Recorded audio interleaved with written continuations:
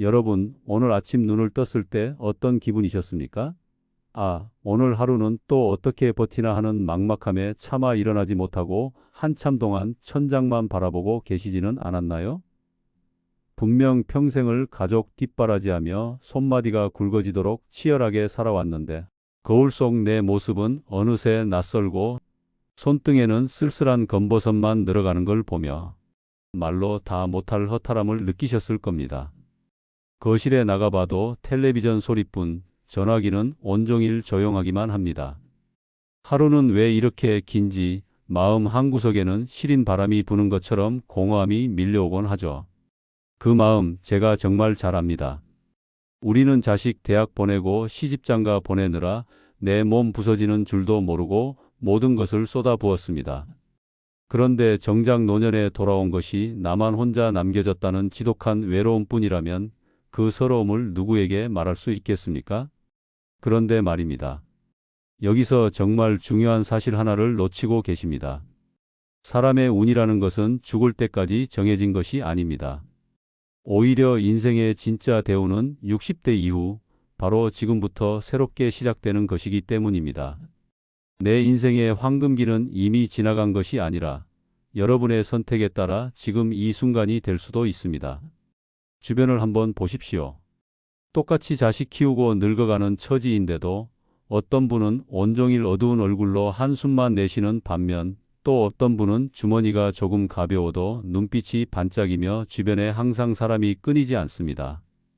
말년에 갑자기 복이 터져서 누구보다 우아하고 행복한 노후를 누리는 분들, 과연 그분들이 남들보다 돈이 훨씬 많거나 자식이 유별나게 잘나서 그런 걸까요? 아닙니다. 말년이 행복한 사람에게는 몇 가지 절대적인 공통점이 있었습니다. 반대로 말년운을 제 발로 걷어차고 끝없는 고립 속으로 빠져드는 분들에게도 공통적인 무서운 특징이 있었죠. 여러분, 60대든 80대든 나이는 숫자에 불과합니다. 지금 이 영상을 끝까지 보시고 딱 한 가지만 마음속에 새기신다면 여러분의 말년은 반드시 행복해질 수 있습니다. 사람 때문에 더는 상처받지 않고 품격 있고 평온한 노후를 보내고 싶으시다면 지금 바로 구독과 좋아요를 눌러주세요.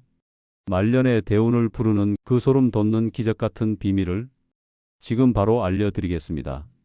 먼저 말년 복이 없는 사람의 특징입니다. 첫 번째, 과거의 억울함을 놓지 못하는 사람. 복지관 로비에서 만난 72세 김 여사님 이야기입니다. 이분은 참 안타까운 분입니다. 처음 만났을 때는 그저 반갑게 인사를 나누던 사이였습니다. 그런데 커피 한 잔 마시며 이야기를 나누다 보니 갑자기 분위기가 무거워졌습니다. 누가 물어보지도 않았는데 30년 전 시댁 이야기를 꺼내셨습니다. 그때 시어머니가 나한테 이렇게 했어요. 밥상도 따로 차려주고 명절 때마다 구박했어요. 형님들은 나만 무시했어요. 나만 일만 시키고 나만 없는 사람 취급했어요. 목소리에는 30년 전 그날의 분노가 그대로 살아 있었습니다. 옆에 있던 다른 어르신이 날씨 이야기를 꺼내도 결국 과거의 억울한 기억으로 돌아갑니다. 날씨 이야기가 나와서 말인데 그때 겨울에 시어머니가 처음엔 주변 사람들이 고개를 끄덕이며 들어줍니다. 참 힘드셨겠어요. 그 시절엔 다 그랬어요.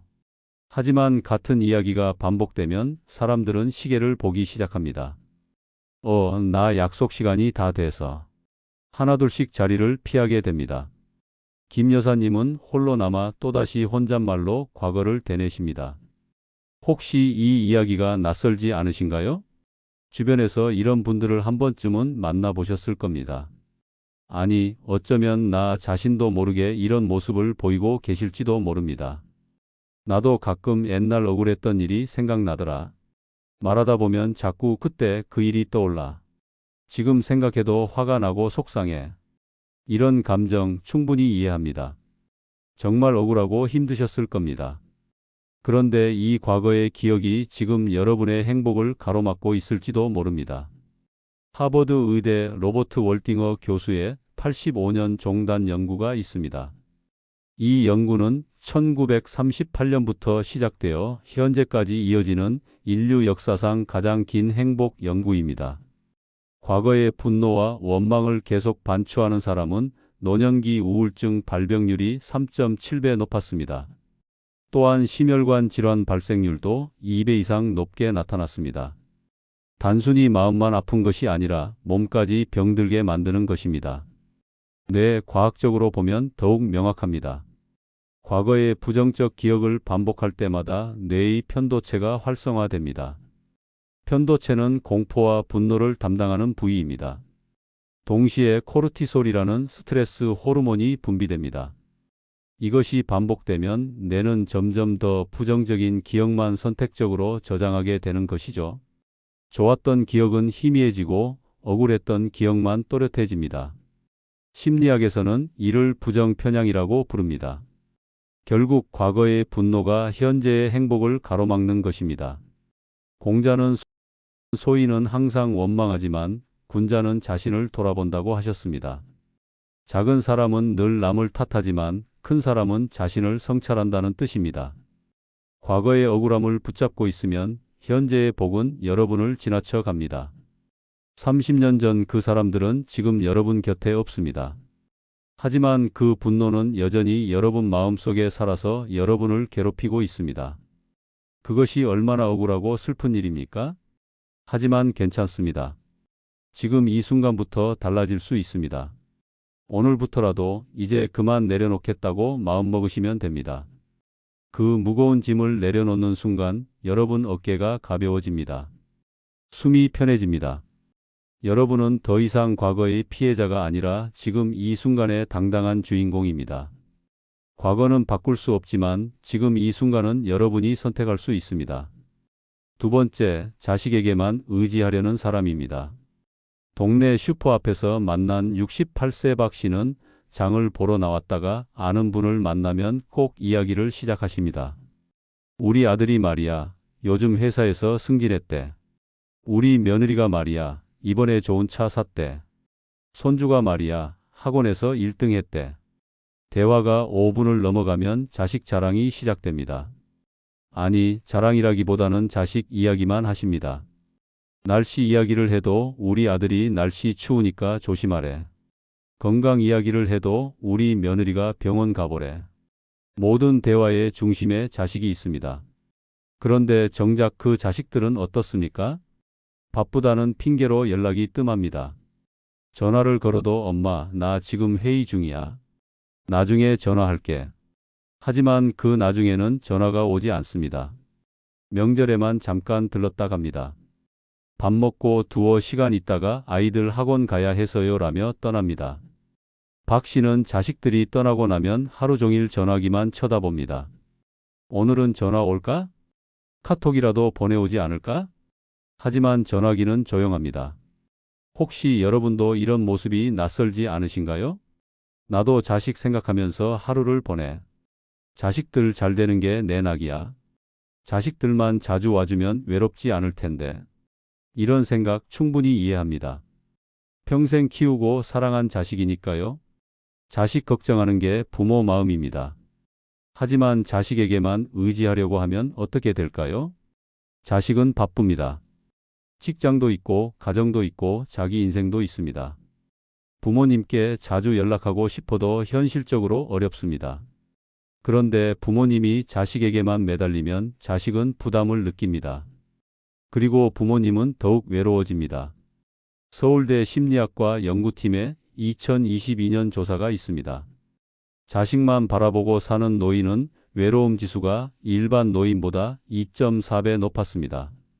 친구나 취미 활동을 하는 노인보다 우울증 발병률도 1.8배 높았습니다. 왜 그럴까요? 심리학에서는 이를 관계 과의존이라고 부릅니다. 모든 관계를 한 사람 혹은 한 가족에게만 집중하면 그 관계가 흔들릴 때 무너집니다. 자식이 바쁘면 나는 외롭습니다. 자식이 연락 안 하면 나는 서운합니다. 자식이 오지 않으면 나는 우울합니다. 내 감정의 주도권이 자식에게 넘어가 버린 것입니다. 또한 발달 심리학적으로 보면 노년기는 자녀와의 분리가 필요한 시기입니다. 자식은 독립해야 하고 부모는 자신만의 삶을 찾아야 합니다. 하지만 자식에게만 의지하면 이 발달 과제를 완수하지 못합니다. 결국 자식도 나 자신도 힘들어지는 것이죠. 노자는 모든 것을 붙잡으려는 자는 모든 것을 잃는다고 했습니다. 자식을 꽉 붙잡으려 하면 오히려 자식과의 관계도 멀어집니다. 자식에게만 매달리는 것은 자식에게도 부담이고 나 자신에게도 고통입니다. 그러니 이제는 시야를 넓혀야 합니다. 자식도 중요하지만 내 삶도 중요합니다. 친구를 만나도 좋고 취미 모임에 나가도 좋습니다. 봉사 활동을 해도 좋고 동네 산책 모임에 참여해도 좋습니다. 경로당에서 새로운 분들과 친해져도 좋습니다. 내 삶을 채우는 것은 자식이 아니라 바로 나 자신입니다. 그렇게 내가 행복해지면 자식과의 관계도 오히려 더 좋아집니다. 엄마 요즘 뭐 하세요? 응, 나 요즘 서예 배우러 다녀. 재밌어. 이렇게 대화할 수 있습니다. 자식은 부담에서 벗어나고 나는 행복해집니다. 여러분은 충분히 독립적이고 멋진 분입니다. 자식 없이도 행복할 수 있는 힘이 있습니다. 지금부터라도 나만의 삶을 가꾸어 보십시오. 세 번째, 새로운 것을 거부하는 사람입니다. 경로당에서 만난 70세 이 씨 이야기입니다. 이분은 매일 같은 시간에 경로당에 오십니다. 같은 자리에 앉아서 같은 사람들과 같은 이야기를 하십니다. 어느 날 복지사 선생님이 제안했습니다. 어르신, 다음 주부터 스마트폰 교실이 열려요. 같이 배워보실래요? 이 씨는 손을 내저으며 말씀하셨습니다. 아이고, 나이 먹어서 그런 거 뭐하러 배워? 나는 전화만 받으면 돼. 젊은 사람들이나 하는 거지. 나는 어차피 못 배워. 옆에서 다른 어르신이 요즘은 손주들이랑 영상통화도 하고 재미있어요 라고 하셨지만 고개를 저으셨습니다. 며칠 후 경로당에서 새로운 취미 활동을 제안했습니다. 어르신들, 다음 주부터 수채화 교실이 열립니다. 무료예요. 이 씨는 또다시 거절했습니다. 나는 원래 이렇게 살았어. 그림은 무슨 그림이야? 나는 집이 편해. 새로운 거 배울 나이가 아니야. 친구들이 동네 둘레길 걷기 모임에 가자고 해도 마찬가지였습니다. 나는 집이 편해. 밖에 나가면 피곤해. 결국 이 씨의 하루는 항상 똑같습니다. 아침에 일어나서 TV 켜고 경로당 가서 화투 치고 집에 와서 또 TV 보다가 잠이 듭니다. 매일 같은 일상이 반복됩니다. 혹시 여러분도 이런 생각 해보신 적 있으십니까? 이 나이에 새로운 걸 배워서 뭐해? 젊을 때 못 배운 건 이제 포기해야지. 나는 원래 이렇게 살아왔어. 지금 바꿀 필요 있어? 새로운 거 하면 머리 아프고 힘들어. 이런 생각 충분히 이해합니다. 나이 들면 체력도 떨어지고 기억력도 예전 같지 않습니다. 새로운 것을 배우는 게 쉽지 않은 것도 사실입니다. 하지만 이렇게 변화를 거부하고 계속 같은 일상만 반복하면 어떻게 될까요? 뇌는 점점 굳어집니다. 생각도 굳어지고 몸도 굳어지고 마음도 굳어집니다. 그러면 정말로 늙어버립니다. 숫자로 늙는 것이 아니라 마음으로 늙는 것입니다. UC 버클리 연구진의 신경가소성 연구가 있습니다. 이 연구는 70대, 80대 노인들을 대상으로 진행되었습니다. 놀라운 결과가 나왔습니다. 새로운 학습을 시작한 노인들의 뇌를 MRI로 촬영했더니 뇌의 해마 부위가 활성화되었습니다. 해마는 기억과 학습을 담당하는 부위입니다. 심지어 신경세포 연결망이 증가하는 모습까지 관찰되었습니다. 나이와 상관없이 뇌는 변화하고 성장할 수 있다는 증거입니다. 이것을 신경가소성이라고 합니다. 반대로 변화를 거부하고 같은 패턴만 반복하면 어떻게 될까요? 뇌는 빠르게 노화됩니다. 사용하지 않는 신경세포는 죽어갑니다. 인지 기능이 떨어지고 치매 위험도 높아집니다. 심리학자 캐럴 드웩 교수는 마인드셋 이론에서 이렇게 말했습니다. 고정 마인드셋을 가진 사람은 성장을 멈춘다. 내가 이미 정해졌다고 생각하는 순간 발전이 멈춥니다. 반면 나는 아직 배울 수 있다고 생각하는 사람은 계속 성장합니다. 배움은 단순히 지식을 얻는 것이 아닙니다. 삶의 활력을 되찾는 과정입니다. 새로운 것에 도전하는 것 자체가 젊게 사는 비결입니다. 아리스토텔레스는 배움에는 나이가 없다고 했습니다. 평생을 공부하고 배우며 살았던 철학자의 말입니다. 실제로 90세가 넘어서도 글을 쓰고 가르쳤다고 합니다. 새로운 것을 배우는 것이 바로 젊음을 유지하는 방법입니다.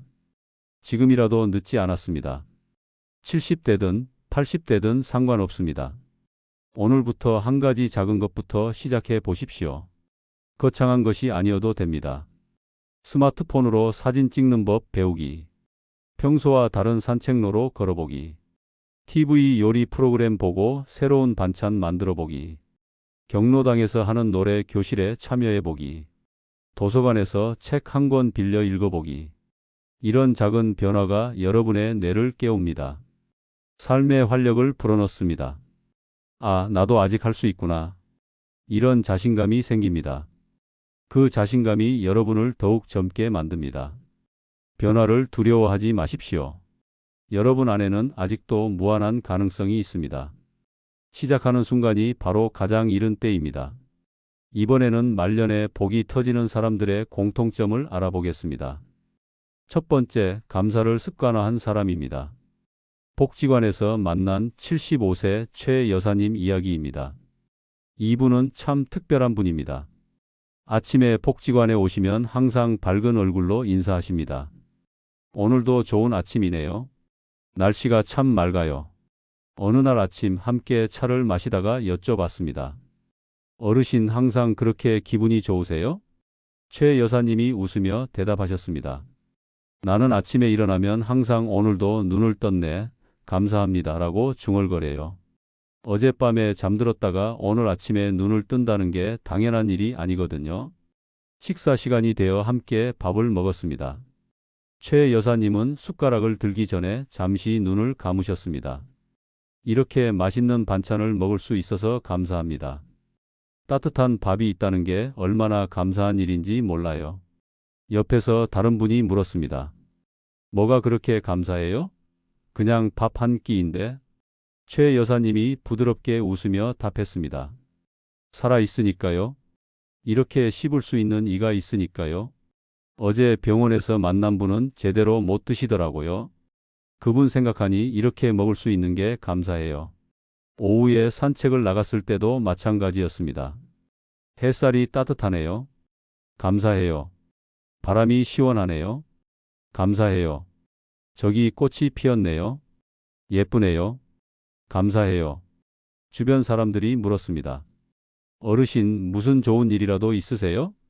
최 여사님은 고개를 저으며 말씀하셨습니다. 특별한 일은 없어요. 그냥 평범한 하루예요. 하지만 이 평범한 하루가 얼마나 소중한지 알아요. 이분의 얼굴에는 항상 평온한 미소가 있습니다. 여러분은 어떠십니까? 아침에 일어났을 때 어떤 생각을 하십니까? 아이고, 또 하루가 시작이네. 오늘도 할 일이 없는데 뭐하지? 몸이 여기저기 아프네. 이렇게 시작하는 하루와 오늘도 살아있어서 감사합니다로 시작하는 하루는 완전히 다릅니다. 밥을 먹을 때도 마찬가지입니다. 맨날 이것밖에 없네. 혼자 먹으니 맛이 없어. 이렇게 불평하며 먹는 것과 이렇게 먹을 수 있어서 감사합니다라고 생각하며 먹는 것은 다릅니다. 같은 하루인데 마음가짐에 따라 천국이 되기도 하고 지옥이 되기도 합니다. UC 데이비스 심리학과 로버트 에먼스 교수의 10년 연구가 있습니다. 이 연구는 감사가 노년의 삶에 미치는 영향을 추적했습니다. 매일 감사 일기를 쓴 노인 그룹과 그렇지 않은 그룹을 비교했습니다. 결과가 놀라웠습니다. 감사 일기를 쓴 그룹은 행복도가 25% 높았습니다. 우울증 발병률은 35% 낮았습니다. 수면의 질도 좋아졌고 면역력도 향상되었습니다. 심지어 병원 방문 횟수도 줄어들었습니다. 왜 이런 일이 일어날까요? 뇌 과학적으로 설명이 됩니다. 감사는 뇌의 보상 회로를 활성화시킵니다. 도파민과 세로토닌이라는 행복 호르몬이 분비됩니다. 이것이 반복되면 뇌는 자동으로 긍정적인 것을 찾는 시스템으로 바뀝니다. 처음에는 의식적으로 감사할 것을 찾아야 하지만 점점 자동으로 감사할 일이 눈에 들어옵니다. 아, 오늘 날씨가 좋네. 오, 이 반찬 맛있네. 저 사람 웃는 얼굴이 예쁘네. 이렇게 작은 것들이 보이기 시작합니다. 심리학에서는 이를 긍정 편향이라고 부릅니다. 감사하는 습관이 뇌를 긍정적으로 재구성하는 것입니다. 불교에서는 감사하는 마음이 곧 부처의 마음이라고 합니다. 작은 것에 감사할 줄 아는 사람에게 큰 복이 찾아옵니다. 감사는 가진 것을 늘리는 것이 아니라 가진 것의 가치를 발견하는 것입니다. 이미 여러분 곁에 있는 것들이 얼마나 소중한지 깨닫는 것입니다. 오늘 저녁 잠들기 전에 한 가지만 감사한 일을 떠올려 보십시오. 오늘 날씨가 좋았다. 오늘 맛있는 식사를 했다. 오늘 웃을 일이 있었다. 오늘 아픈 데 없이 하루를 보냈다. 이렇게 작은 감사가 모여서 여러분의 말년을 행복으로 채웁니다. 감사는 특별한 일이 있을 때만 하는 것이 아닙니다. 평범한 하루 속에서 찾는 것입니다. 그 평범함이 얼마나 귀한지 아는 것이 바로 감사입니다. 오늘부터 시작해 보십시오. 여러분의 인생이 달라집니다. 세 번째, 용서를 실천하는 사람입니다. 성당 미사 후 만난 73세 강 씨는 10년 전 형제 간 재산 분쟁으로 크게 다퉜습니다. 부모님 돌아가신 후 유산을 나누는 과정에서 문제가 생겼습니다. 형님은 많이 가져가고 나는 이것밖에 안 줘? 내가 부모님 병원 모시고 다닌 건 생각도 안 해? 말다툼은 점점 커졌고 결국 법정까지 갔습니다. 형제지간에 변호사를 앞세우고 싸웠습니다. 결국 재판은 끝났지만 마음의 상처는 깊었습니다. 5년간 서로 얼굴도 안 보고 지냈습니다. 명절에도 각자 따로 지냈습니다. 조카들 결혼식에서도 서로 눈도 마주치지 않았습니다. 강 씨는 그 세월 동안 마음이 너무 힘들었다고 합니다. 형님 생각만 하면 화가 나고 밤에 잠도 안 왔어요. 건강도 나빠지고 혈압도 올라가고 소화도 안 되고 주변 사람들한테 형님 이야기만 하면서 소가리를 했죠. 그런데 어느 날 성당에서 신부님 말씀을 듣다가 깨달음이 왔습니다. 용서는 상대를 위한 것이 아니라 자기 자신을 위한 것입니다. 강 씨는 집에 와서 밤새 고민했습니다. 내가 이렇게 원망하고 살아서 뭐가 좋아졌나? 형님은 편하게 사는데 나만 괴로워하고 있구나. 다음 날 아침 강 씨는 용기를 내어 전화를 걸었습니다. 손이 떨렸지만 버튼을 눌렀습니다. 여보세요, 형님. 나야. 전화기 너머로 침묵이 흘렀습니다. 형님, 미안해. 그때 내가 너무 심했어. 이제 화해하자. 동생의 목소리가 떨렸습니다. 형도 울먹이며 답했습니다. 아니야, 내가 미안하지. 형이 잘못했어. 동생아, 정말 미안했다. 두 형제는 전화기를 붙들고 한참을 울었습니다. 지금은 한 달에 한 번씩 만나 밥을 먹습니다. 옛날처럼 편하게 이야기하고 웃습니다. 강 씨는 말합니다. 그때 용서하지 않았으면 나만 평생 마음 고생했을 거예요. 용서하고 나니 몸도 마음도 가벼워졌어요. 혹시 여러분 마음속에도 용서하지 못한 사람이 있습니까? 저 사람이 나한테 그렇게 했는데 어떻게 용서해? 내가 먼저 손 내밀면 내가 진 것 같아. 저 사람이 먼저 사과해야지 왜 내가? 나이 들어서까지 굽히고 싶지 않아. 이런 생각 충분히 이해합니다. 억울한 일을 당했으면 화가 나는 게 당연합니다. 용서가 쉬운 일이 아닙니다. 하지만 그 분노를 계속 품고 있으면 누가 힘들까요? 상대방은 멀쩡히 잘 살고 있는데 나만 소가리를 합니다. 원망이라는 독을 내가 먹고 있는 것입니다. 형제, 자매, 친구, 이웃, 관계가 틀어진 채로 세월이 흐르면 나중에는 화해하고 싶어도 기회가 없을 수 있습니다. 스탠퍼드 용서 프로젝트 연구가 있습니다. 프레드 러스킨 박사가 이끄는 이 연구는 용서가 건강에 미치는 영향을 조사했습니다. 용서 교육을 받은 그룹과 그렇지 않은 그룹을 6개월간 추적했습니다. 결과가 놀라웠습니다. 용서 교육을 받은 그룹은 분노 수치가 70% 감소했습니다. 우울증 증상이 60% 줄어들었습니다. 스트레스 관련 신체 증상도 현저히 줄었습니다. 두통, 소화불량, 불면증이 절반 이하로 감소했습니다. 심지어 면역력도 향상되었습니다. 의학적으로도 용서는 건강에 직접적인 영향을 미칩니다. 원망과 분노를 계속 품고 있으면 스트레스 호르몬이 지속적으로 분비됩니다. 이것이 고혈압, 당뇨, 심장질환의 원인이 됩니다.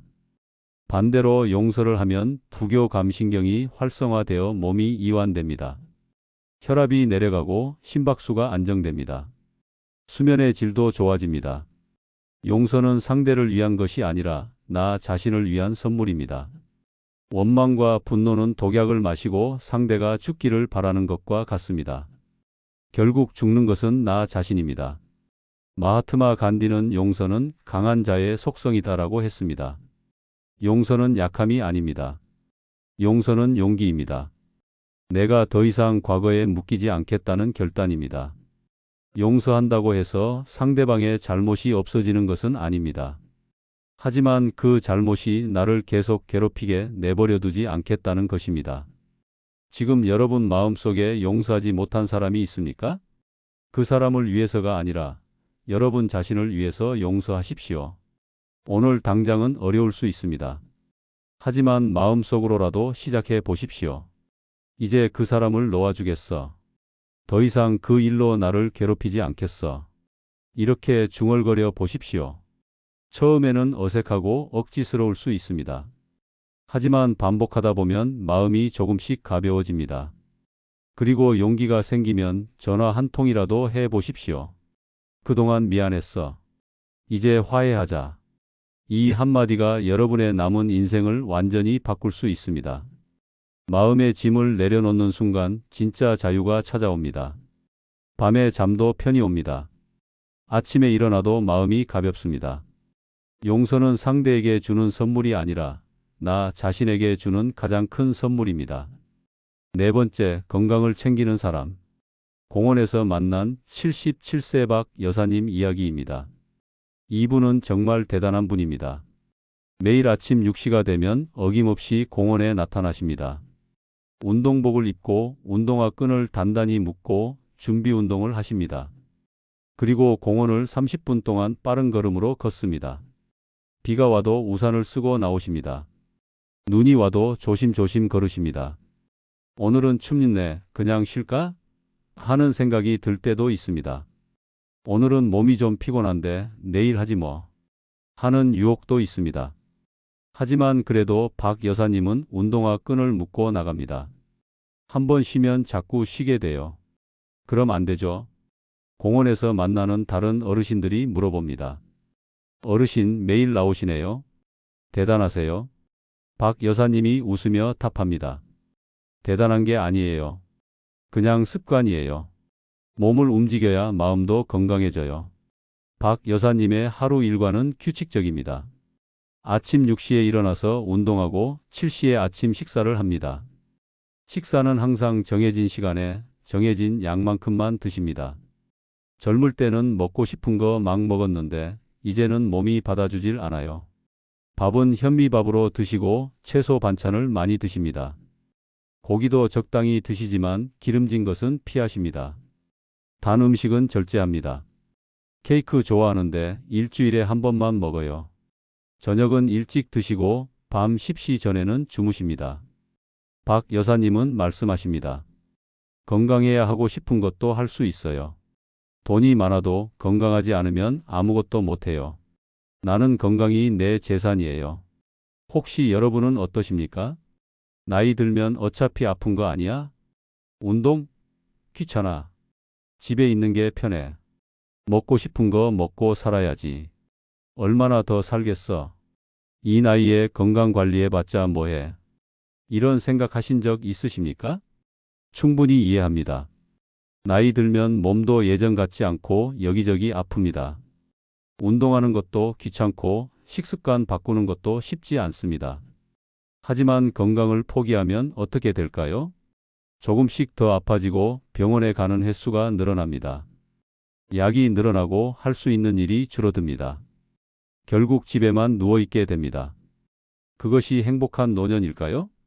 건강한 75세와 아픈 75세는 완전히 다른 삶을 삽니다. 세계보건기구 WHO의 연구에 따르면 놀라운 사실이 있습니다. 주 150분 이상 걷는 노인, 즉 하루 30분씩 일주일에 5일만 걸어도 효과가 나타납니다. 그렇게 걷는 노인은 그렇지 않은 노인보다 인지 기능 저하가 40% 낮았습니다. 치매 발병률도 35% 낮았습니다. 심혈관 질환 위험은 절반으로 줄어들었습니다. 우울증 발병률도 30% 낮았습니다. 더 놀라운 것은 수명입니다. 규칙적으로 운동하는 노인은 평균 7년을 더 건강하게 삽니다. 단순히 오래 사는 것이 아니라 건강하게 오래 삽니다. 의학적으로도 명확합니다. 규칙적인 운동은 뇌의 혈류를 증가시킵니다. 뇌에 산소와 영양분이 충분히 공급됩니다. 신경세포가 활성화되고 기억력이 좋아집니다. 근육량도 유지되어 낙상 위험이 줄어듭니다. 또한 식습관 관리도 중요합니다. 당뇨, 고혈압, 고지혈증은 대부분 식습관에서 옵니다. 과식, 야식, 기름진 음식, 단 음식을 절제하면 이런 질환을 예방할 수 있습니다. 약을 먹는 것보다 음식 조절이 더 효과적입니다. 규칙적인 수면도 건강의 핵심입니다. 밤에 잠을 잘 자야 몸이 회복됩니다. 면역력도 높아지고 호르몬 균형도 맞춰집니다. 건강한 몸에 건강한 정신이 깃든다는 라틴어 격언이 있습니다. 로마 시대부터 알려진 진리입니다. 몸이 건강해야 마음도 건강합니다. 마음이 건강해야 행복합니다. 말년의 복은 건강한 몸에서 시작됩니다. 아무리 돈이 많아도 건강하지 않으면 여행도 못 갑니다. 손주들과 놀아줄 힘도 없습니다. 취미 생활도 할 수 없습니다. 그냥 병원과 집만 오가는 삶이 됩니다. 하지만 건강하면 세상이 넓어집니다. 가고 싶은 곳도 가고 하고 싶은 것도 하고 만나고 싶은 사람도 만납니다. 77세, 87세도 청춘처럼 살 수 있습니다. 오늘부터 시작하십시오. 거창한 것이 아니어도 됩니다. 하루 10분이라도 좋습니다. 집 앞 한 바퀴라도 걸으십시오. 계단을 한 층이라도 걸어 올라가 보십시오. 아침에 간단한 스트레칭이라도 해 보십시오. 식사는 천천히 꼼꼼히 씹어 드십시오. 단 음식을 하나라도 줄여 보십시오. 밤 11시 전에 잠자리에 들어 보십시오. 이런 작은 실천이 모여서 건강을 만듭니다. 건강은 하루아침에 만들어지지 않습니다. 매일매일 조금씩 쌓여가는 것입니다. 오늘 하루의 선택이 내일의 건강을 만듭니다. 여러분의 몸이 여러분에게 감사할 것입니다. 건강한 몸으로 행복한 말년을 보내십시오. 그것이 여러분이 여러분 자신에게 줄 수 있는 가장 큰 선물입니다. 5번째, 배움을 멈추지 않는 사람입니다. 문화센터에서 만난 71세 김 씨는 65세에 처음 서예를 시작했습니다. 정년퇴직을 하고 나니 할 일이 없었습니다. 하루 종일 TV만 보다가 이래서는 안 되겠다 싶어서 문화센터에 등록했습니다. 첫날 붓을 잡는 것부터 서툴렀습니다. 먹을 갈고 붓에 먹물을 묻히고 종이에 획을 긋는 것. 모든 것이 낯설고 어려웠습니다. 손은 떨리고 글씨는 삐뚤빼뚤했습니다. 이 나이에 내가 이걸 할 수 있을까? 포기하고 싶은 마음이 여러 번 들었습니다. 옆에서 배우는 사람들은 다 젊어 보였습니다. 나만 늙은 것 같아서 부끄러웠어요. 하지만 선생님이 말씀하셨습니다. 어르신, 나이는 숫자일 뿐입니다. 배우려는 마음이 중요해요. 김 씨는 포기하지 않았습니다. 집에 와서도 연습했습니다. 신문지에 물로 글씨를 쓰기도 하고 종이에 연필로 따라 쓰기도 했습니다. 처음에는 간단한 글자부터 시작했습니다. 하늘천, 땅지, 거물현, 누를황. 천자문을 한 글자씩 배워 나갔습니다. 1년이 지나니 조금씩 손에 익었습니다. 2년이 지나니 제법 글씨가 나왔습니다. 3년이 지나니 자신감이 생겼습니다. 6년이 지난 지금 김 씨의 작품은 문화센터 전시회에 출품될 정도입니다. 더 놀라운 것은 김 씨의 표정입니다. 배우기 전에는 무기력하고 우울해 보였는데 지금은 눈빛이 살아 있습니다. 서예를 배우는 동안은 늙지 않는 것 같아요. 새로운 글씨를 배우면 마음이 설레요. 내가 이렇게 할 수 있다는 게 신기하고 뿌듯해요. 김 씨는 이제 다른 것도 배우고 싶다고 합니다. 다음에는 수채화도 배워볼까 해요. 혹시 여러분은 어떠십니까? 이 나이에 뭘 배워? 머리가 굳어서 새로운 거 배워도 안 돼. 젊었을 때 못 배운 건 이제 포기해야지. 배워봤자 어디 쓰겠어? 이런 생각하신 적 있으십니까? 충분히 이해합니다. 나이 들면 기억력도 떨어지고 새로운 것을 배우는 게 쉽지 않습니다. 젊은 사람들 틈에 끼어서 배우는 것도 부담스럽습니다. 나만 못하면 어쩌나 하는 걱정도 됩니다. 하지만 그렇게 아무것도 배우지 않으면 어떻게 될까요? 뇌는 점점 굳어집니다. 할 수 있는 일이 줄어듭니다. 하루하루가 무료하고 지루해집니다. 오늘도 어제와 똑같네. 이런 생각이 반복되면 삶의 의욕이 떨어집니다. 독일 막스 플랑크 연구소에 뇌과학 연구가 있습니다. 70대 노인들을 두 그룹으로 나눠서 관찰했습니다. 한 그룹은 새로운 악기 배우기, 외국어 배우기 등을 시작했습니다. 다른 그룹은 평소처럼 생활했습니다. 6개월 후 뇌를 MRI로 촬영했습니다. 결과가 놀라웠습니다. 새로운 기술을 배운 그룹의 뇌는 실제로 변화했습니다. 신경세포 연결망이 증가했습니다. 뇌의 해백질 밀도가 높아졌습니다. 특히 기억을 담당하는 해마 부위가 활성화되었습니다. 반면 평소처럼 산 그룹은 변화가 없거나 오히려 감소했습니다. 이것을 신경가소성이라고 합니다. 뇌는 나이와 상관없이 변화하고 성장할 수 있습니다. 사용하면 발달하고 사용하지 않으면 퇴화합니다. 70대, 80대라도 새로운 것을 배우면 뇌는 젊어집니다. 심리학자 캐럴 드웩 교수는 마인드셋 이론에서 이렇게 말했습니다. 고정 마인드셋을 가진 사람은 성장을 멈추지만 성장 마인드셋을 가진 사람은 계속 발전한다. 나는 이미 정해졌어 라고 생각하는 순간 발전이 멈춥니다. 나는 아직 배울 수 있어 라고 생각하는 사람은 계속 성장합니다. 배움은 단순히 지식을 얻는 것이 아닙니다.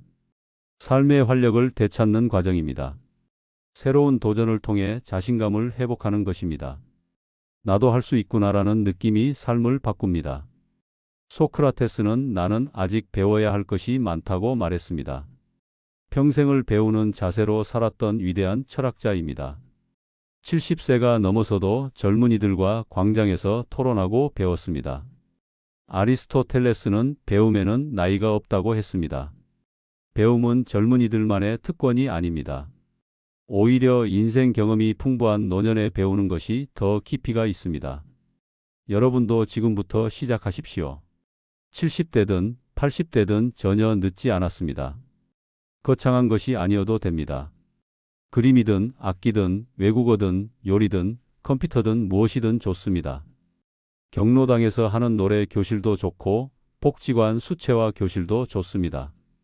유튜브로 뜨개질 배우는 것도 좋고 손주에게 스마트폰 사용법 배우는 것도 좋습니다.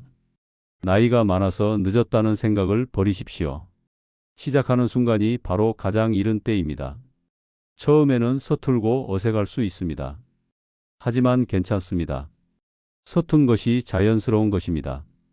조금씩 배워가는 그 과정 자체가 즐거움입니다. 배우는 즐거움을 느끼는 순간 여러분의 삶은 다시 젊어집니다. 눈빛이 살아나고 하루하루가 기대됩니다. 오늘은 뭘 배울까? 이런 설렘이 여러분의 아침을 깨웁니다. 배움은 나이를 숫자로만 만듭니다. 마음은 언제나 청춘일 수 있습니다. 말년의 복은 하늘이 주는 것이 아니라 내가 만드는 것이다. 오늘 긴 이야기를 함께 해주셔서 감사합니다. 지금까지 말씀드린 내용을 잠시 정리해 보겠습니다. 말년복이 없는 사람들에게는 3가지 특징이 있었습니다.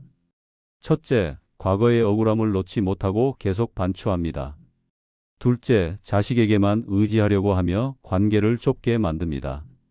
셋째, 새로운 것을 거부하고 변화를 두려워합니다. 반면 말년복이 터지는 사람들에게는 5가지 공통점이 있었습니다. 첫째, 작은 것에도 감사하는 마음을 가집니다. 둘째, 자신이 가진 것을 기꺼이 베풉니다. 셋째, 용서를 실천하며 마음의 짐을 내려놓습니다. 넷째, 꾸준히 건강을 관리하며 몸을 챙깁니다. 다섯째, 배움을 멈추지 않고 계속 성장합니다. 이 차이는 작아 보이지만 인생 전체를 바꾸는 힘이 있습니다. 말년의 복은 거창한 것이 아닙니다. 건강한 몸으로 하루를 시작하고 감사한 마음으로 밥을 먹고 따뜻한 말 한마디를 나누고 편안하게 잠드는 것. 이것이 진짜 복입니다. 여러분의 지난 60년, 70년은 정말 수고 많으셨습니다. 자식 키우느라, 가족 먹여 살리느라 온갖 고생을 다 하셨습니다. 새벽같이 일어나 일하고 밤늦게까지 걱정하며 사셨습니다. 그 세월이 헛되지 않으려면 지금부터라도 현명하게 사셔야 합니다. 이제는 자식을 위한 삶이 아니라 나 자신을 위한 삶을 사십시오. 과거의 억울함을 붙들고 있지 말고 현재의 감사함을 발견하십시오. 원망하는 마음을 내려놓고 용서하는 용기를 내십시오. 말년의 복은 갑자기 하늘에서 떨어지는 것이 아닙니다. 여러분이 오늘 하루하루를 어떻게 사느냐에 달려 있습니다. 여러분의 선택이 여러분의 미래를 만듭니다. 지금부터라도 늦지 않았습니다. 오늘 하나만 바꿔보십시오. 거창한 것이 아니어도 됩니다. 아침에 눈 뜨면 감사합니다라고 중얼거려 보십시오. 이웃에게 반찬 하나 나눠 보십시오. 10분이라도 밖에 나가 걸어 보십시오. 마음속에 있던 원망을 하나 내려놓아 보십시오. 새로운 것 하나를 배워 보십시오. 이런 작은 것들이 모여서 여러분의 말년을 행복으로 채울 것입니다. 여러분은 충분히 가치 있는 분입니다. 여러분은 충분히 사랑받을 자격이 있는 분입니다. 여러분의 남은 인생은 여전히 아름다울 수 있습니다. 우리 모두 조금씩 더 따뜻해질 수 있으면 좋겠습니다. 오늘도 이 영상을 끝까지 들어주신 여러분께 진심으로 감사드립니다. 여러분의 말년이 평온하고 행복하기를 진심으로 기원합니다. 구독과 좋아요를 눌러주시면 여러분의 노후에 도움이 되는 영상을 계속 만들어 드리겠습니다. 고요한 인생 수업이었습니다. 감사합니다.